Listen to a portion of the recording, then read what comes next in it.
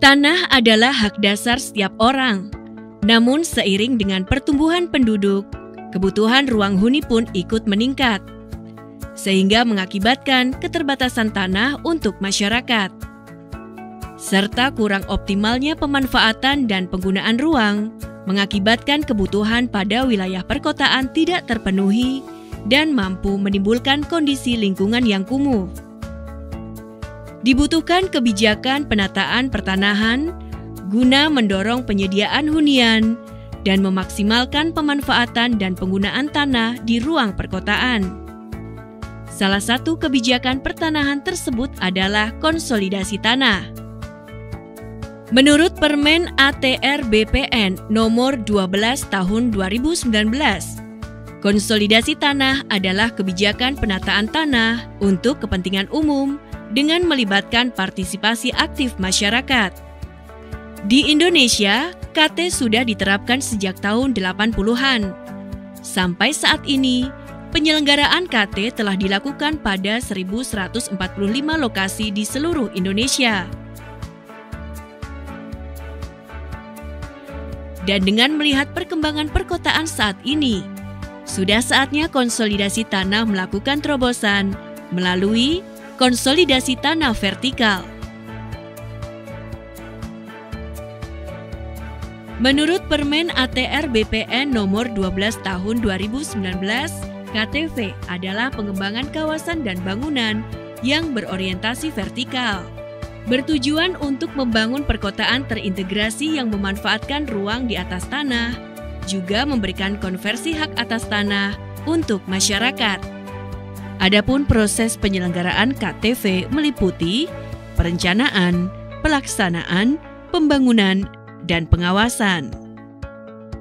Perencanaan KTV adalah kegiatan penyiapan lokasi yang dituangkan dalam dokumen perencanaan melalui tahap penyusunan sebagai berikut. Pembentukan tim koordinasi dan tim perencanaan atau pelaksanaan, kajian tata ruang, pemetaan sosial dan analisis potensi, pembuatan sketch desain awal atau visioning dan penyepakatan KTV, dan penetapan lokasi. Perencanaan KT diprakarsai oleh ATR BPN, kementerian atau lembaga lainnya, pemerintah daerah, koperasi, BUMN, BUMD, BUMDes, badan hukum swasta, akademisi atau praktisi, atau masyarakat.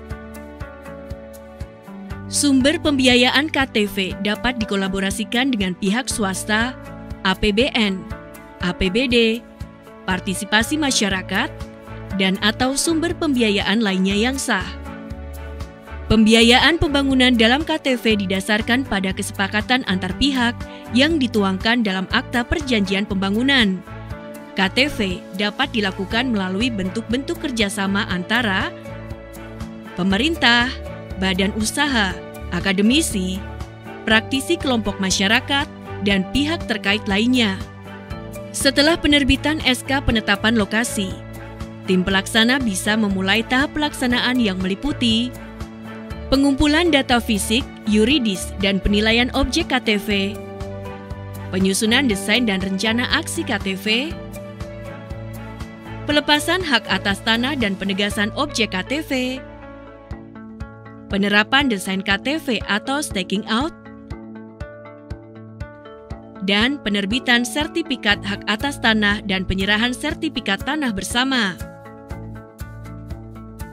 Selanjutnya dengan sertifikat tanah bersama, tahap pembangunan pun dapat dimulai dari persiapan pelaksanaan pembangunan, pembangunan prasarana, sarana dan utilitas, penerbitan sertifikat hak atas tanah dan serah terima aset, pembentukan perhimpunan pemilik dan penghuni, serta pemberdayaan masyarakat, dan pengelolaan aset hasil konsolidasi tanah.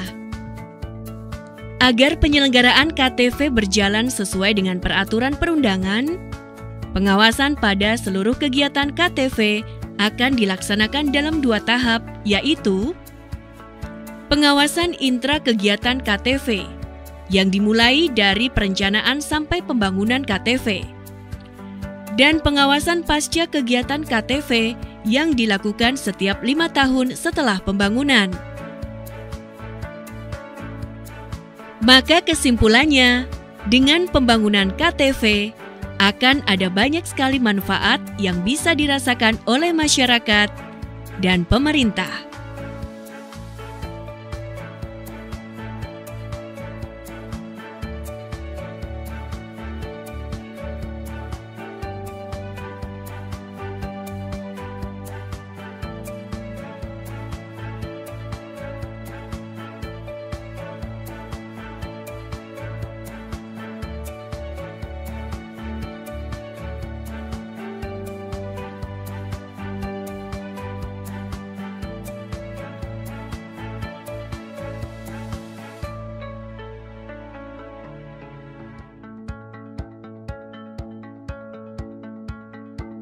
Konsolidasi tanah sebagai kebijakan penyediaan tanah dalam pembangunan sekaligus penataan atas bidang-bidang tanah membutuhkan kerja bersama seluruh pemangku kepentingan dan masyarakat.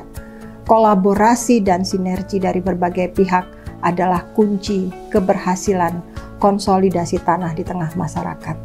Konsolidasi tanah membangun tanpa menggusur.